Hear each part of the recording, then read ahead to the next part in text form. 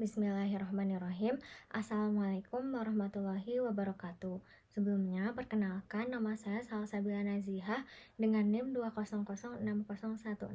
Di sini saya akan menceritakan mengenai sejarah Islam kontemporer di negara Kazakhstan. Sebelumnya juga terima kasih kepada teman-teman yang sudah mengklik video ini.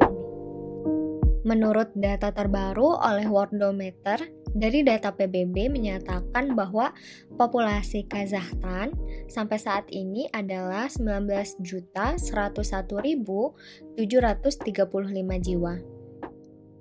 Kazakhstan memiliki kepadatan penduduk 7 orang per kilometer persegi.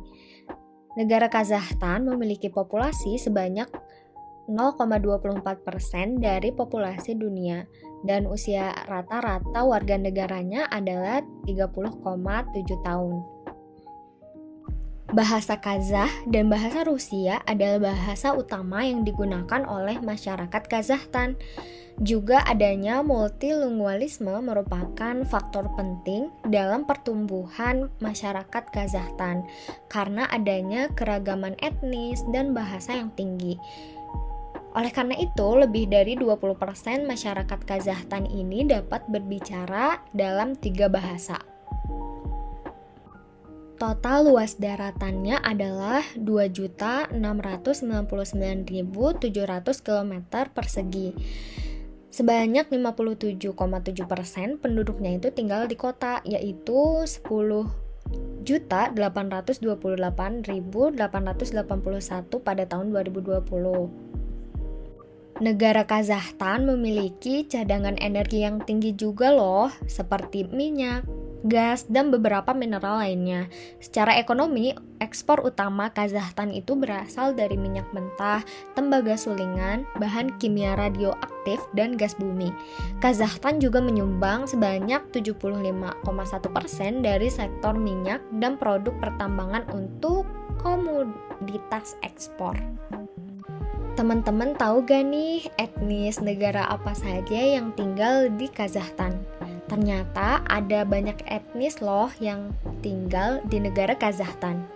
Mayoritas etnis negara Kazakhstan adalah etnis Kazakh, yaitu sebanyak 63,1%.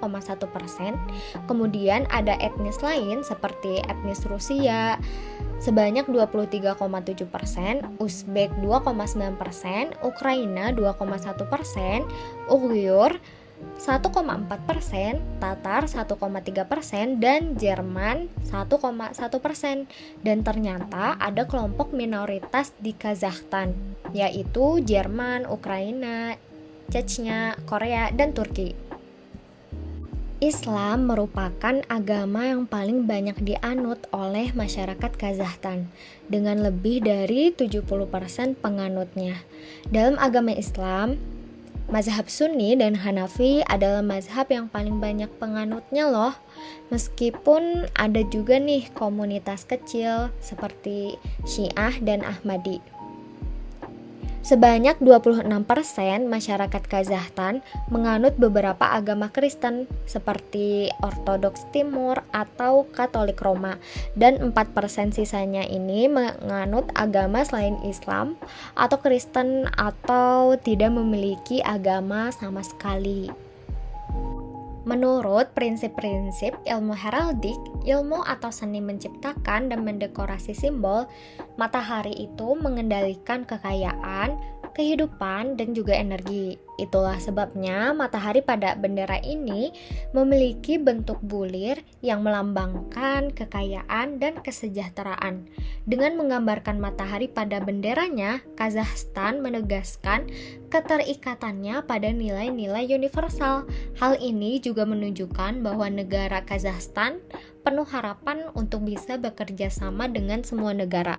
Islam menyebar di Kazakhstan dalam 2 gelombang. Gelombang pertama dimulai 1200 tahun yang lalu di wilayah Sirdarya. Diperkenalkan dari selatan oleh para syekh Sufi selama dominasi Arab di rute kafilah Asia Tengah.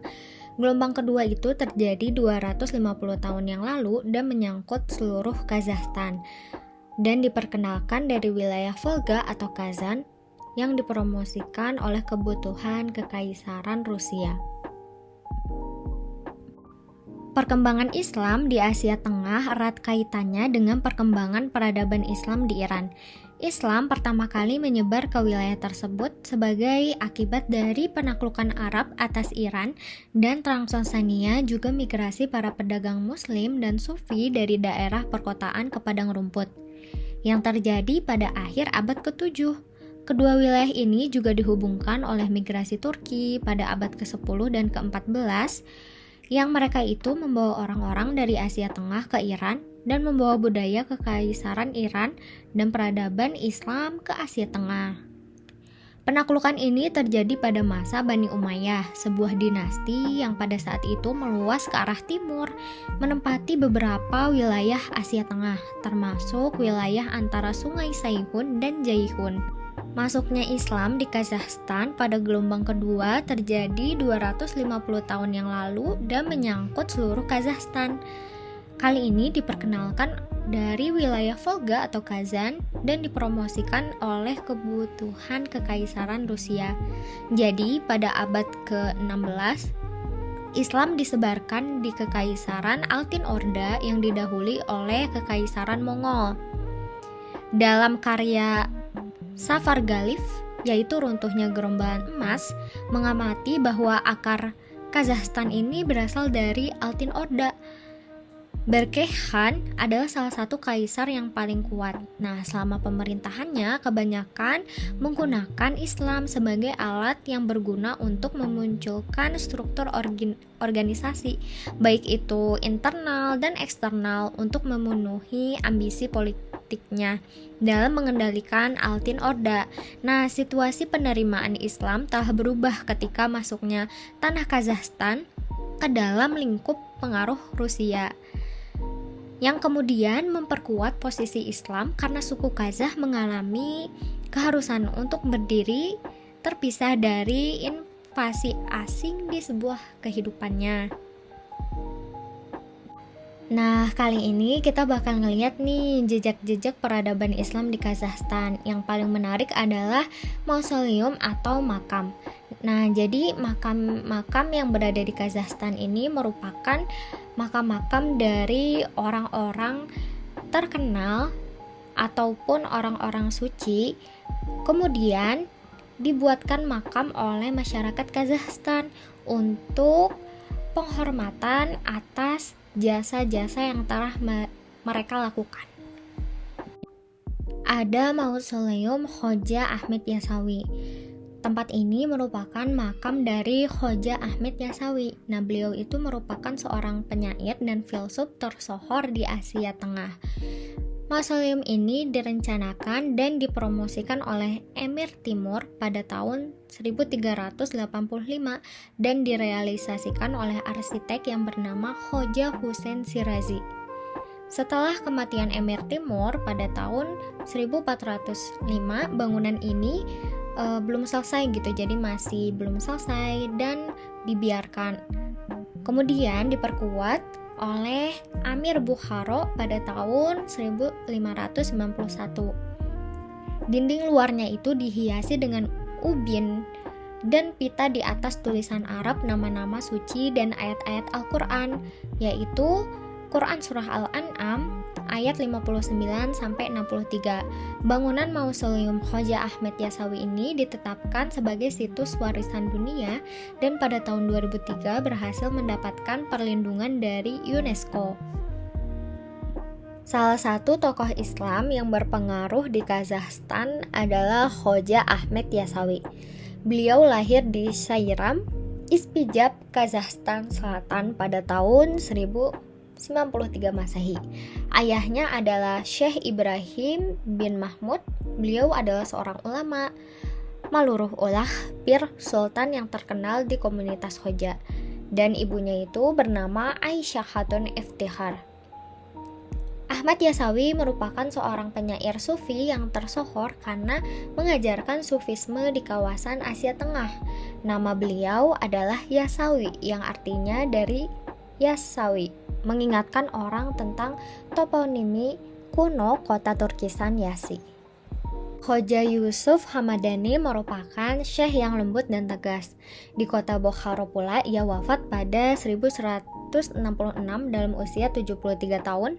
Kemudian dibuatlah mausoleum Khoja Ahmad Yasawi sebagai bentuk penghormatan atas jasa yang diberikan oleh Emir Dinasti Timurid Timor Leng pada 1370 sampai 1405 Masehi. Selanjutnya, organisasi yang berpengaruh di Kazakhstan. Yang pertama ada SADUM. Nah, SADUM ini merupakan singkatan dari Spiritual Administration of Muslims of Central Asia and Kazakhstan. Kemudian disingkat menjadi SADUM.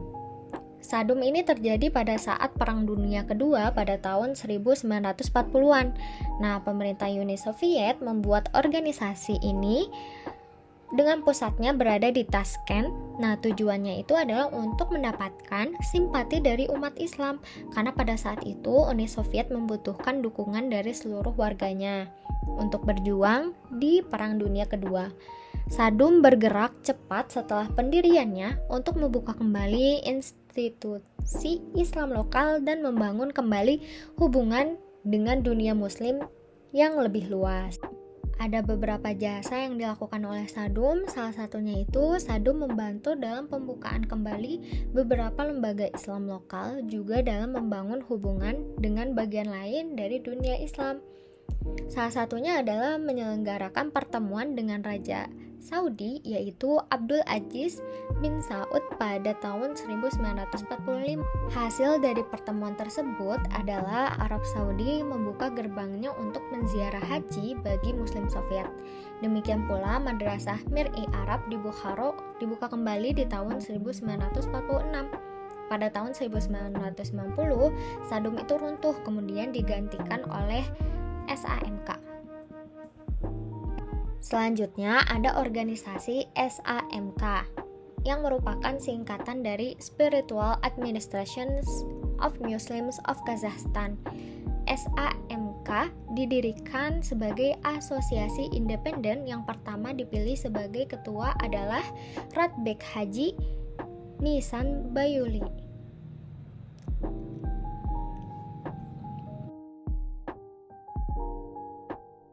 Selanjutnya, kita akan membahas mengenai keseharian umat Islam di Kazakhstan.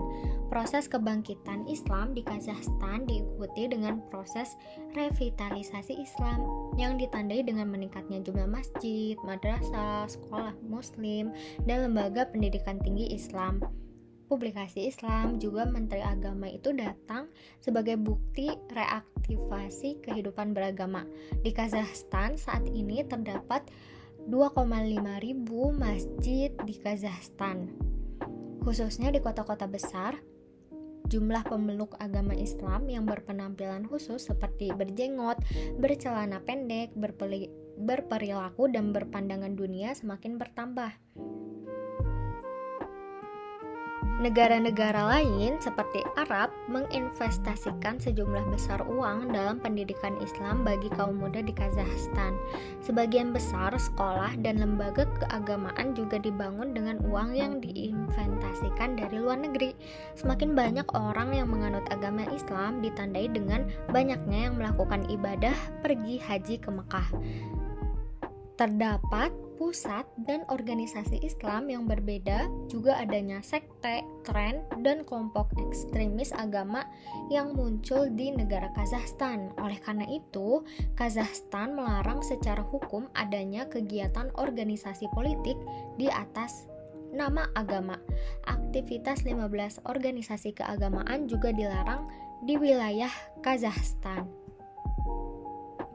Selama periode Islamisasi, banyak kata-kata Arab dan Persia diadopsi juga dari Al-Quran. Misalnya, salam tradisional pria itu Assalamualaikum, yang berasal dari bahasa Arab. Hari dalam seminggu menggunakan bahasa Persia kecuali pada hari Jum'ah, yaitu Jum'ah atau Jumat menggunakan bahasa Arab. Dalam bahasa Kazakh modern ada lebih dari 20.000 istilah bahasa Arab. Di antaranya adalah Adam, Akikah, Ar, Baikat, Khair, Qasid, Galam, Dunya, Omir, Otan, Adib, Mahabat, Madinit, Tarbi, Akil, Pikir, Gilim, Kalam, Kitab, Mekteb, Ustad, dan lain-lain. Muslim Kazakhstan, dalam upacara pemberian nama, mereka melakukan pembacaan azan di telinga bayi dan bacaan suci Al-Quran. Selanjutnya ada larangan memakai hijab di sekolah. Menteri Pendidikan dan Ilmu Pengetahuan, Keadilan, Urusan Agama dan Masyarakat Sipil di Kazakhstan menyatakan larangan jilbab di sekolah. Kementerian Pendidikan dan Ilmu Pengetahuan Kazakhstan dengan perintah 14 Januari 2016 nomor 26 menyatakan aturan umum untuk seragam sekolah yang menurutnya setiap lembaga pendidikan publik harus mematuhi tertentu aturan. Menurut aturan tersebut, seragam meliputi jaket, celana, kemeja depan, kemeja kasual, rok, blus klasik, bentuk varian musim dingin, sundress, rompi, rajutan, dan turtleneck. SAMK menyatakan tentang pemakaian hijab di sekolah-sekolah di Kazakhstan. SAMK problematika kehidupan umat Islam di Kazakhstan. Yang pertama, banyaknya masyarakat Kazakhstan bergabung dengan ISIS. Masyarakat Kazakhstan 70% mayoritasnya menganut agama Islam, namun berbentuk ideologi Islam moderat. Ideologi ini masuk karena pada saat masuknya Islam ke Kazakhstan lewat bangsa Turki yang hidupnya berpindah-pindah tempat atau nomaden, mengakibatkan adanya interaksi dan konsolidasi antara agama dan kepercayaan lokal kuno yang telah ada sebelumnya seperti Tengrianisme dan Samanisme, yaitu agama asli bangsa Turki dan Asia Tengah. Pengaruh yang berasal dari propaganda global ISIS ini terjadi di Kazakhstan, ditandai dengan 400 warga negara Kazakhstan ini bergabung dengan ISIS di Suriah. Kemungkinan jumlah warga Kazakhstan yang bergabung dengan ISIS itu lebih banyak, karena 400 warga itu merupakan estimasi dari pemerintah Kazakhstan. Warga negara Kazakhstan yang bergabung dengan ISIS adalah orang yang mempunyai pengalaman di pelatihan militer, seperti Afghanistan, Pakistan, dan Chechnya atau luar negeri. Propaganda yang dilakukan oleh ISIS bertujuan untuk mengajak masyarakat Kazakhstan untuk melawan pemerintah karena kekafirannya dengan menjatuhkan juga menggantikan sistem yang tersedia dengan sistem syariah. Homegrown terrorism adalah orang-orang radikal yang berasal dari masyarakat Kazakhstan itu sendiri yang terindikasi akibat pengaruh dari ideologi ISIS melalui kampanye globalnya. Akibatnya terjadi peristiwa 3 teror besar pada tahun 2016 yang dilakukan oleh jihadis lokal. Yang pertama itu terjadi serangan teror di kota AKB pada tahun 2016 6 Juni. Kemudian selanjutnya terjadi di kota Almaty dan serangan ketiga itu terjadi di kota Karaganda. Jihad Salafi adalah ideologi agama dan politik radikal yang terjadi dari ide jihad melalui kekerasan untuk tujuan memulihkan kemunian Islam. Kelompok Salafi ini menolak Islam sekuler Kazakhstan dan bentuk-bentuk Islam lainnya, mempunyai tujuan untuk memulihkan Islam the way of Salaf atau Islam murni sesuai dengan masa Nabi Muhammad dan 4 khalifah. Masyarakat melihat paham Salafi ini adalah paham Wahabisme.